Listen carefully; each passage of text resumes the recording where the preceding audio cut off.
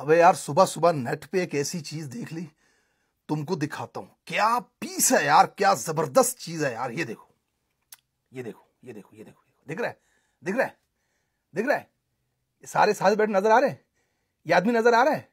ये आदमी, ये वाले आदमी को कहता था, तुझे मैं कराची और लड़काना की सड़कों पे घसीटूंगा। लिटरली गले में पट्टा डाल कुत्ते की तरह घसीटूंगा। ये आदमी इसको कहता था। देखो देखो देखो देखो, ये आदमी इसको कहता था, तुझे मैं घसीटूंगा कराची और लड़काना की सड़कों पे। ये वाला आदमी इस आदमी की बीवी को कहता था, तेरी बीवी अंग्रेजों को कुत्ते नहलाती है। ये आदमी इसको कहता था। और ये वाला आदमी इसको कहता था, तू कौमी चोर है, कौम का चोर है, अगर मैं तेरे साथ कभी बैठा तो मुझे खुदा भी माफ नहीं करेगा।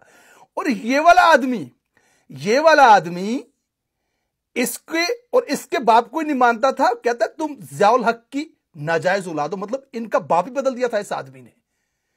और इस आदमी ने इस आदमी की बीवी और इस आदमी की मां की गंदी तस्वीरें हेलीकॉप्टर से नीचे फेंकी थी लोगों के घरों में। ये जुल्म, ये कुफर इसने किया था। वो सारे साथ बैठ गए यार। इनकी सुलह कब हुई?